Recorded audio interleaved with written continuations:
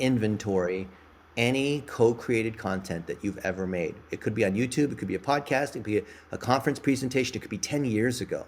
Stuff that you've made, and chop it up into lots and lots and lots of little pieces so you never need to create content again. Most people are constantly trying to create more and more content, which makes no sense at all. I saw Axl Rose sing Sweet Child of Mine in Paradise City. That was from 1987.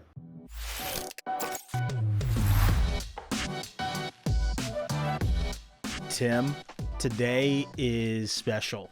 I'm so excited. One, because I go way back with this person, but the other part of it is that I am enthralled, which I never use that word. That's a weird word to use, right? When have you ever heard me say enthralled? Never. This is the first? No, I mean, we've had a lot of guests, and what I love about Dennis Yu, who is the CEO of BlitzMetrics, the reason why I've loved him, I've been around him for a long time. I've seen him speak on stages. I see him on TV as an expert. I see him interviewing Mark Zuckerberg. I see him interviewing all these really incredible people and collaborating with every kind of household business name that you can think of. But aside from that, he's a ruthless implementer. He is somebody who develops his team and brings them from kind of introductory folks all the way up to senior leaders within his many seven-figure agencies that he has.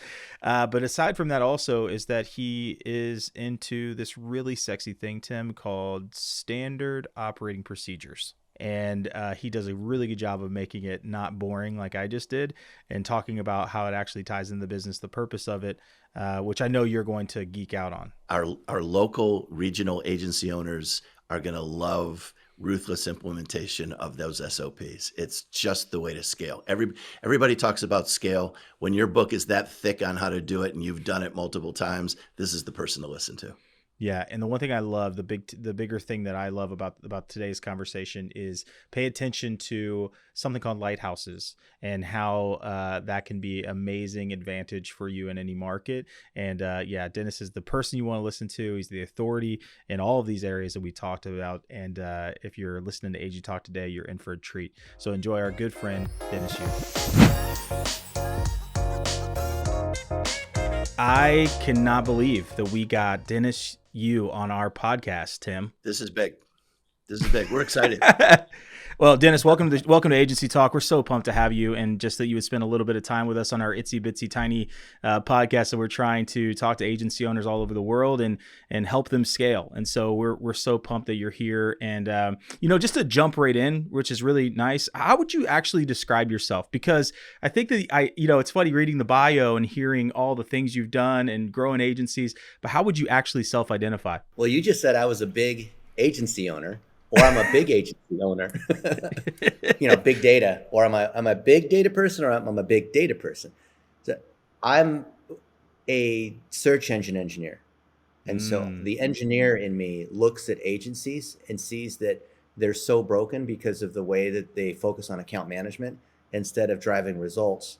And I have several seven-figure agencies that I've started, and you've seen me build up other people, that the engineer in me sees all these marketers and says, how do we create SOPs and processes and checklists? Anything that is done, how do we document that so other people can repeat it? So I'm looking at it from a code structure, if you're operating a restaurant at scale, that kind of mentality. That's amazing. And for those people who are listening to this audio, Dennis just held up a massive book, SOP book, and he flipped through it, which has an effect to hold something analog, so pretty amazing. Here's the other book. Here's a #1 best-selling book on Facebook ads of all time, and the #1 best-selling book on Google. And yesterday we have the #1 best-selling book on TikTok ads. Is that right? Go to Amazon and look for it. You'll see it. Congrats. My co-author is Perry Marshall. He's the OG in online marketing. Yeah, so that's interesting that you called yourself an engineer. I know Tim, you obviously owned the agency for a bunch of years and sold them too. Does something pull at you in that, Tim? Oh, without a doubt. I mean, when I saw that SOP book that's that big, this is a person after my own heart, because if you're going to scale, you need that infrastructure. You have to have that process, and the process has to be consistent and repeatable. And I'm excited now.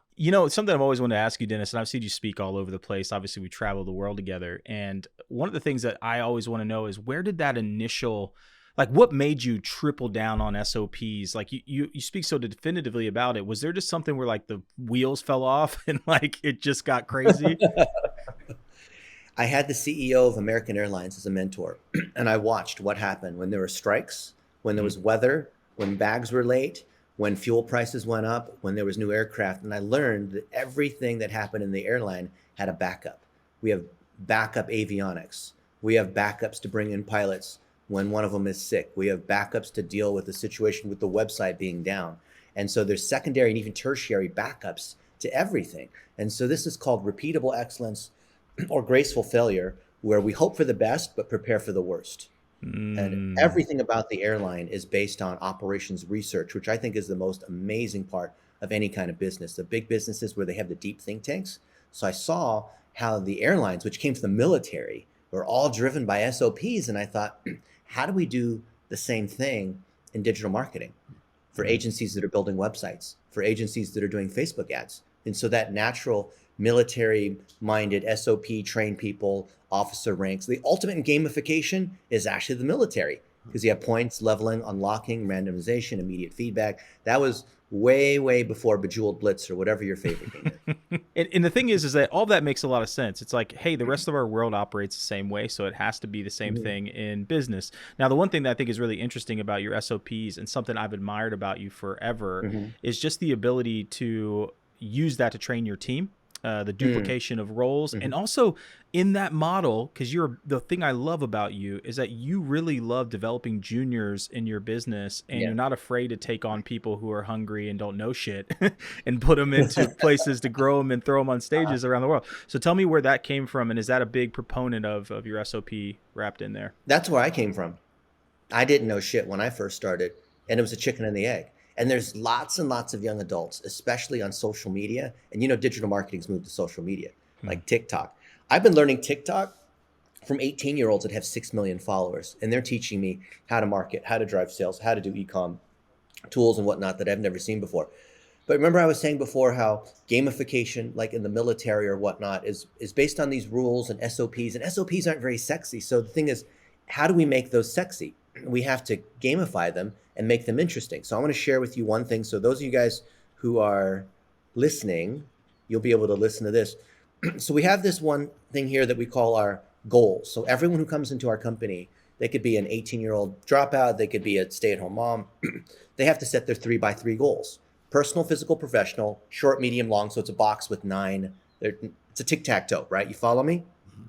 And we have a way on how you fill it out and how you have to submit it. And the system will send a note saying, hey, Marcus, you didn't submit your goal sheet, right? And then it's like, oh, it's like doing taxes. I got to submit my goal sheet, right? But then we decided, let's make it fun.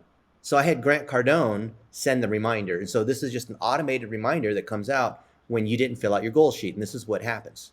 Hey, guys, Dennis wanted me to hit you. Fill out those boxes. 9 simple boxes: short, medium, long-term goals, personal, physical, professional. Every day I write my goals down, every single day. So there he is. He's working out, right? How cool is it to get a text message from Uncle G? It's pretty fun. I get other kind of text messages from him that aren't as fun as that. So and let's say that you're a young adult and you worship someone like Jake Paul. Yep. So you could read all of but we have tons of books, but young adults don't want to read these books. They'd rather watch videos. I'm stereotyping. They want to watch 15-second entertaining videos that are interactive. So Jake Paul and I spent a whole year filming this interactive choose your own adventure thing where he and I are asking questions like, oh, do you want to learn to do this and learn to do that? Do you want to start a YouTube channel? Do you want to start an agency? Do you want to do e-commerce? And then we introduce you to other people. Oh, cool. You do e-commerce? Wow. Let me introduce you to Brendan Agronoff, who does almost 8 figures on Shopify. And he runs our sock store where we're sending socks with people's faces on them. And Brendan's like, hey, thank you. Have you had the socks, right? Oh, so yeah, I've got a couple of pairs with my face on it that you sent, which is scary. Yeah. The Marcus Murphy socks are going to be a collector's item.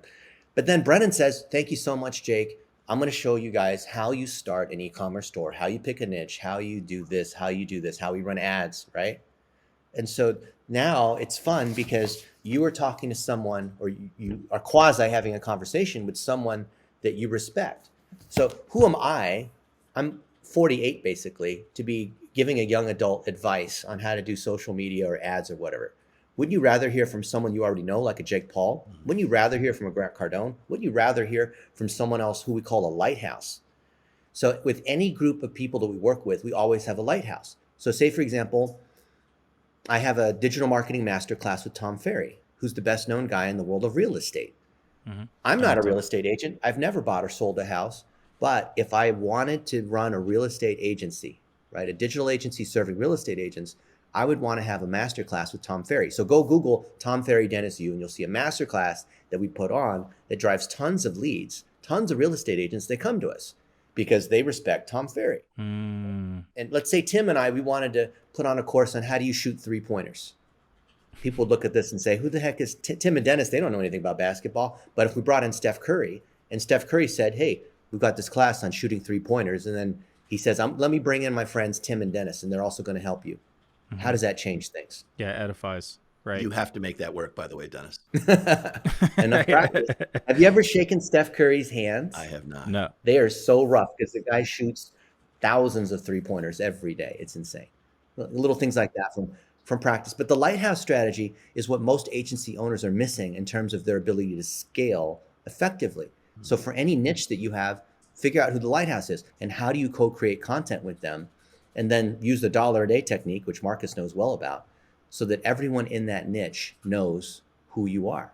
And then you never have to have all this cold calling and appointment setting and salespeople. You're going to have lots and lots of clients coming your way. That's the whole secret. And then if they come in, you have to have training with that lighthouse. That's so then really it's continuous, right? So we've got a ton of videos with Grant Cardone. You could love him or hate him. And guess who we're targeting on social media? If we've got videos of Grant Cardone. Yeah, it's got to be his people. We're targeting Grant Cardone. So the relevancy's high, the social media algorithms on TikTok and YouTube and Facebook like that. And then we show more Grant Cardone content along the way. So the lighthouse is kind of this manifestation of the secret, or whatever you believe in, whatever you think of, you get more of that same thing. Whatever you put in a box, digital marketing is an amplifier of that. And our entire strategy is around that. So when you have great content, I've got a ton of great content with Jake Paul. I'm going to run $1 a day against it to all the people who are fans of Jake Paul, and then let these kids come through and learn digital marketing and hire the best ones. I love the lighthouse theory. I think it's sensational. What about internally? So you talked about being 48, and I'm sure you've got a lot of younger folks at your agency, and I'm quite a bit older than you are, and so I'm fully 30 years older here than anybody else, and when I started, I thought, okay, it's hard to listen to me and make that make sense if you're 30, if you're 25 or 28. Right. And what I realized just super early on is that Gary Vaynerchuk was saying a lot of things that I just fundamentally agreed with. And I thought, okay, if our team hears it from Gary, they're going to relate to it. If they hear it from me, it's just me talking. And so in a way, I just embraced that lighthouse theory, 5, 6, 7, 8 years ago, but more about what are the internal lighthouses that you set? There are no distinctions between internal versus external, because a lighthouse is based on authority. So when Gary Vaynerchuk says it versus when I say it, people may have more trust in Gary Vaynerchuk in the topic of social media. But if Gary Vaynerchuk gives you advice on how do you fix a car, he doesn't have any authority in that area. So authority comes from 3 components. Who's saying it? Where is it being said?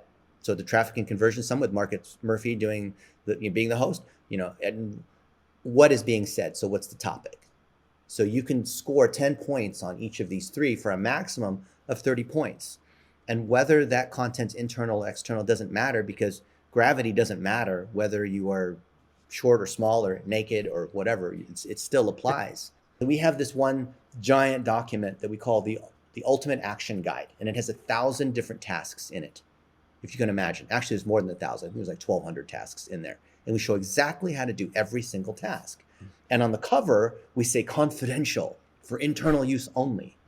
When really that just helps. And it was internal, but we make it public now for people who want to buy that so they can see this is how we actually execute. It's not sales literature, but it actually functions as sales literature, because anyone who comes in as a potential client, they're going to say, wow, there's so much here. There's no way I could do all these and hire up a team of virtual assistants and have all this software and this other integration. I'd rather just hire those guys. So when you're transparent with how you do stuff, that's actually the best lead and sales mechanism. What's interesting though, I want to hear from like an agency owner who's sitting around right now going, well, how the hell do I get lighthouses? Like, how am I going to get a lighthouse? I want to know about the relationship building aspect of what you do and how you've created your own authority to get in front of some of these really great lighthouses. You would never believe it, but 25 years ago, I was this shy Asian engineer who wouldn't even pick up the phone. I would go to these forced parties because I was on full scholarship and whatnot, and I would just hide in the bathroom because I didn't know how to network. I didn't know how to talk to people. I'd never spoken on stage, but I learned how to do Toastmasters. And I had a couple mentors that would introduce me to people. I once got in a car wreck, or my best friend wrecked the car, and my mentor introduced me to the chairman of Allstate Insurance, Dick Hayen, and said, hey, Dick, help out Dennis here. He's got to process this. It's final exams. He's under a ton of pressure. Can you just get his claim processed right away? And he did. The next day, the whole thing. Have you seen Allstate process a claim right away like that? And then I had dinner with George H.W. Bush and Margaret Thatcher and Herb Kelleher and all kinds of name-dropping level sorts of people. I had no business with these people. I would go to these dinners scared to death because Al Casey, who was the CEO of American, would invite me, and you're not going to say no to that, right? So he's like, yeah, of course I'm going to go meet so-and-so. Why wouldn't I want to have dinner with so-and-so? Yeah, I'm going to do that. And I'm afraid that if I open my mouth, they're going to realize that I'm a total idiot and I don't know anything. So I just sit there as quietly as possible. And they'll ask me, oh, hey, you young son, who are you? And what do you do? And I would try to say my 2 or 3 sentences that I memorized, and it would come out the wrong way. But it was all through mentors that opened doors for me. Everything I've ever had was through a mentor that opened doors for me. And I have a lot of friends that are agency owners, and maybe they don't have those kinds of connections. So what do? They go to masterminds. They go to Traffic and Conversion Summit and see Marcus Murphy, be the MC. They meet people. You need to meet people who will build connections and open doors for you so that you don't have to be the one trying to cold call and reach out and whatnot. And then when you have those connections, what do? You put them on a podcast, just like Tim and Marcus are doing. When you put someone on a podcast and you elevate them and you ask them smart questions, even if we say nothing about your agency, the fact that you are associated with them creates something called implied endorsement. Implied endorsement is they didn't say, oh, working with Tim's great and I have all my white label agency operations through him. I didn't say that. Actually, I did. But it's implied, right? And so what you want to do is be seen with these other people, because in the world of digital marketing, your potential clients, they don't really know who's good at digital marketing. They don't really know anything about SEO. They just assume you must be pretty good. And if you can deliver the performance like Tim talked about, then that implied authority becomes actual authority. So everything about building a lighthouse is demonstrating you can drive that result, but you have to have the connection, which creates perceived authority. The connection of perceived authority, then with the opportunity to execute, creates actual authority, and then you interview that lighthouse. And it doesn't have to be a Tom Ferry or a Glenn Vo or one of these people at the very top of the industry, because that's really high risk. Because if you screw that one up, you've done a faceplant in front of a lot of people.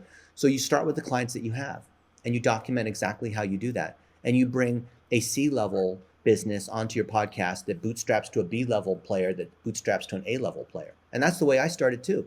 I started with a bunch of small little businesses and then went bigger and bigger. And I found that working with like a Nike or a Starbucks or an Ashley Furniture had certain complications in terms of how you manage in a multi-agency environment, or when there's some complexity, when there's a lot of other people that are coordinating, especially with larger budgets and legal and those sorts of things that are being involved. But the fundamentals are still the same thing. It's still relationships, and it's still around a lighthouse. You agency owners out there, you're serving mortgage brokers. Interview your mortgage brokers, not for testimonials. Testimonials are bad words because they're a one-way, obvious sales kind of pitch.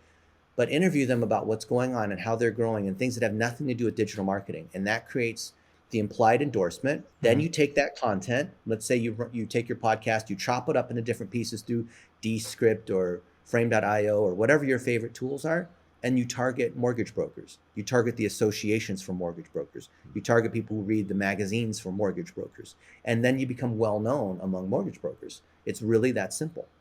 And of course, you have to share the SOPs. So the best thing is if you've executed digital marketing and you've documented how you do it, Documented as in Loom and Zoom and whatever, and you chop those up and turn it into a course. You can have VAs literally take, this is what we do, which is not a secret, but people don't do this for some reason. We have hundreds of Zoom calls where we are showing exactly how we do stuff, or it could be client calls. Everything that we do, we then turn into these SOPs. This book that we have, that's the #1 bestseller on TikTok ads. Yeah. Do you think I actually wrote that book? Of course not. No, I did 20 different webinars, just recording myself live, making TikTok ads and making mistakes. And, oh, let's try this. Oh, let's try that. Oh, this seemed to work. Oh, look, our cost per lead's getting better. Oh, let's put more money on this one. Just messing around, experimenting. And some of our team members, mostly VAs, had to sit through hours and hours of Dennis messing around with TikTok ads, and they turned it into a book. Insane. Awesome. Each of you guys should have a book. You should always record all Zoom calls, right? Because the clients will give you permission. They always do. And then take those best pieces, turn it into a book. If you're using a client example, you have to get their permission, of course.